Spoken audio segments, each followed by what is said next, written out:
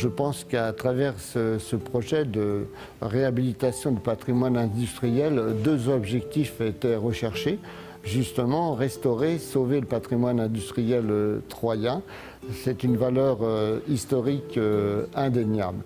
Donc, premier objectif. Deuxième objectif, pourquoi réserver ce patrimoine industriel restauré à une certaine catégorie de la population?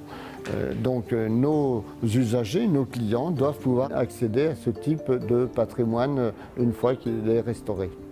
Je pense qu'on doit avoir une pensée aussi pour ces centaines et voire ces milliers d'ouvriers ou d'ouvrières qui ont fait la gloire de Troyes au niveau de la grande époque de la bonneterie troyenne. Aujourd'hui, ils seraient fiers de voir ce qu'est devenu leur usine.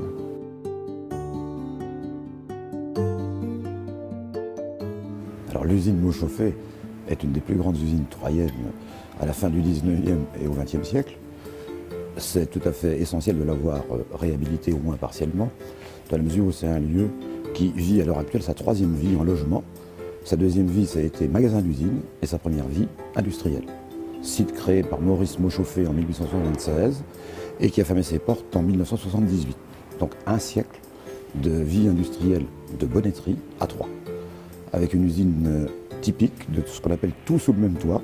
On y faisait tout, construction de métiers, confection, etc., etc. On faisait même la cartonnerie. Et c'est une firme qui a su fabriquer à peu près tout ce qui se faisait en bonneterie, à la fois usage courant, mais aussi articles de luxe. Il faut avouer quand même que Hobby Mobilier a été précurseur dans la sauvegarde et la valorisation des bâtiments industriels. Il n'y a plus d'activité industrielle, mais c'est bien quand même de les conserver pour les transformer en logements ou en bureaux, comme ça s'est fait à Troyes. On ne peut que s'en féliciter.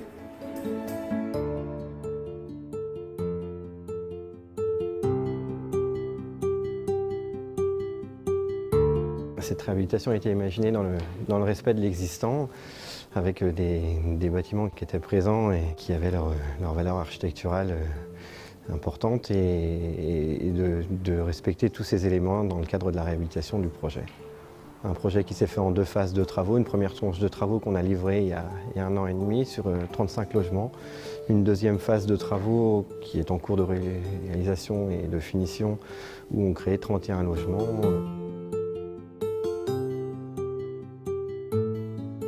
Alors, la contrainte est qu'à l'origine, on est sur un site industriel qui n'a pas une vocation de logement. On a des contraintes d'ouverture, des contraintes de circulation et de desserte des logements où on trouve une typologie de logement qui n'est pas habituelle dans le cadre de la création.